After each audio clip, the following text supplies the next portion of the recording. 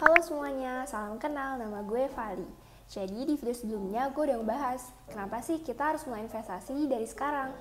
Nah, di akhir video itu gue mention sedikit kalau sebelum mulai investasi kita harus punya yang namanya dana darurat. Sebenarnya semua orang tuh harus punya dana darurat loh. Emangnya dana darurat itu apa sih? Jadi sesuai namanya, dana darurat itu adalah dana yang disiapkan untuk kebutuhan mendesak di keadaan yang darurat atau yang gak terduga. Contohnya kayak jatuh sakit, kecelakaan, tiba-tiba di PHK, laptop buat ngerjain skripsi atau kerja tiba-tiba rusak, dan masih banyak lagi. Mungkin udah banyak banget ya akun-akun finansial yang ngebahas tentang dana darurat ini. Tapi di sini gue bakal tetap ngebahas karena dana darurat itu penting banget. Mau lo masih mahasiswa, masih single, sampai yang udah berkeluarga, semuanya harus punya dana darurat. Kayaknya banyak orang yang males sih kalau disuruh nyiapin uang nganggur buat sesuatu yang gak pasti. Mungkin ada yang mikir, ngapain sih punya dana darurat? Kalau gue sakit kan udah ada asuransi. Emangnya lo yakin asuransi lo bisa nge-cover semuanya? Coba dibedah lagi deh polisnya. Udah sesuai belum sih sama kebutuhan lo? Nah, kalau belum, dana darurat ini bisa jadi penyelamat. Misalkan suatu waktu asuransi lo nggak bisa dipakai. Kita kan nggak pernah tahu ya gimana situasi dan kondisi ke depannya. Nah, tapi dengan nyiapin dana darurat ini, kita bisa mulai mitigasi resiko dari sekarang. Sama aja kayak keadaan sekarang ini. Siapa sih yang tahu bakal ada pandemi yang bisa bikin banyak bisnis kolaps, terus akhirnya ngelakuin PHK secara besar-besaran. Mungkin sebagian dari kita ada yang ikut dirumahkan ya gara-gara pandemi ini. Oh iya, lo masih inget gak sih sama kasus gaji 80 juta yang sempat viral kemarin? Kasian banget gak sih? Baru 2 bulan dirumahkan udah bingung gara-gara tabungannya menipis. Padahal harus bayar KPR rumah di kawasan yang elit, terus bayar cicilan kredit mobil mewah. Baru sebentar aja udah bikin rumah tangganya berantakan. Kasian banget ya. Nah, ini bisa dijadiin pelajaran buat kita. Kebanyakan orang tuh kalau penghasilannya meningkat, gaya hidupnya juga makin meningkat.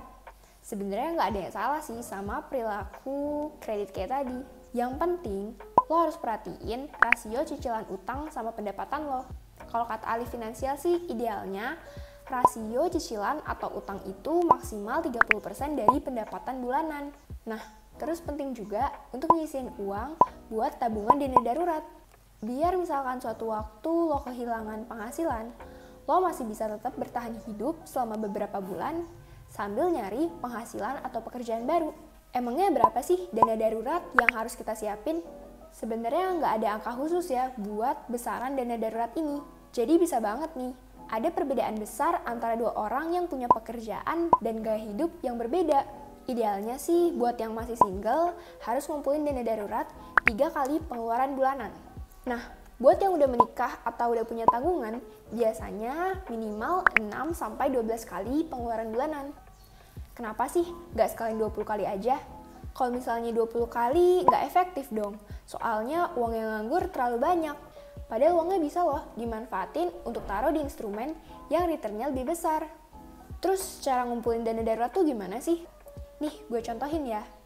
Misalkan gue single dan punya penghasilan 5 juta per bulan. Pengeluaran gue tiap bulannya itu 3,5 juta. Berarti dana darurat yang harus gue kumpulin itu adalah 3 dikali 3,5 juta. Hasilnya 10,5 juta. Nah, tadi kan ada sisa 1,5 juta setiap bulannya. Nah, uang itu bisa dialokasiin untuk nabung dana darurat selama 7 bulan. Jadi lo gak usah nyiksa diri ya buat langsung ngumpulin dana darurat itu. Tapi semuanya disesuaikan aja sama kemampuan lo. Terus dana darurat ini taruhnya di mana sih? Nah, dana darurat ini harus disimpan di instrumen yang liquid atau gampang dicairin dan punya potensi resiko yang rendah.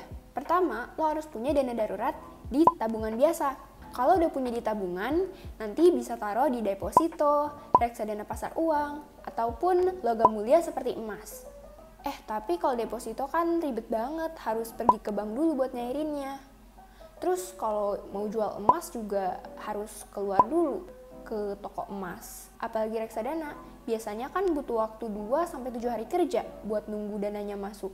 Nah, ini pentingnya buat lo punya dana darurat di tabungan. Biar kalau ada kebutuhan mendesak, bisa di-cover dulu sama tabungan ini. Udah, lewat dulu silakan. Udah kakak. Biar kalau ada kebutuhan mendesak bisa di-cover dulu sama tabungan ini, sambil nunggu deposito atau reksadana tadi cair.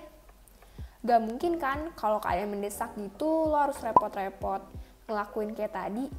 Kalau gue sih naruh dananya setengah di tabungan, setengah di reksadana pasar uang. Kenapa sih di reksadana pasar uang? Soalnya returnnya itu lumayan, bisa 5-7% per tahunnya. Terus reksadana pasar uang ini punya resiko yang paling rendah dibanding jenis reksadana yang lain. Lo tau gak sih, bahkan di pandemi kayak gini, beberapa produk dari reksadana pasar uang tetap stabil dan cenderung mengalami kenaikan loh. Kok bisa gitu ya? Karena kalau reksadana pasar uang ini, dia menaruh dananya di deposito atau obligasi yang jatuh temponya kurang dari 1 tahun. Buat yang mau mulai beli reksadana, bisa cek video gue yang ini ya. Di situ gue ngejelasin lengkap mulai dari cara pendaftarannya, cara membelinya, sampai pencairannya. Ini teorinya gampang sih, tapi kalau udah praktek kadang suka susah gak sih? Boro-boro ngumpulin dana darurat. Kadang aja uangnya habis duluan, terus gak ada yang bisa ditabung. Pas udah nabung, uangnya malah kecomot terus gara-gara kegoda sama diskon barang lucu-lucu. Ada yang kayak gitu nggak? Nah, kalau gue sih, gue bikin rekening terpisah yang khusus buat dana darurat. Jadi, uangnya nggak kecampur sama rekening buat sehari-hari. Terus, gue saranin buat yang nggak bisa nabung, coba deh nabungnya di awal-awal sebelum kalian ngelakuin pengeluaran. Coba mulai nabung 10% dari pemasukan lu dulu deh. Misalnya, lo baru dapat uang 1 juta nih. 10% dari 1 juta itu kan 100 ribu. Nah, pas lo dapet uangnya, 100 ribunya itu langsung deh lo tabung atau lo transfer ke rekening yang terpisah. Sisanya bebas deh mau lo pakai buat apa aja. Nanti pelan-pelan kita belajar untuk biasain bikin budgeting. Mungkin nanti bakal gue bikin video terpisah ya tentang budgeting ini. Kalau nyisihin uangnya di awal, jadi nggak ada alasan lagi kan untuk nggak nabung. Terus lebih penting mana sih, ngumpulin dana darurat atau investasi? Nah, sebenarnya kalau dilihat dari fungsinya, kedua ini sama-sama penting ya. Kita bisa kok ngelakuin keduanya secara bersamaan. Tapi semuanya disesuaikan lagi ya, sama situasi dan kondisi keuangan lo. Kalau bisa sekarang, kenapa harus ditunda? Sekian video dari gue, thank you for watching, see you next time.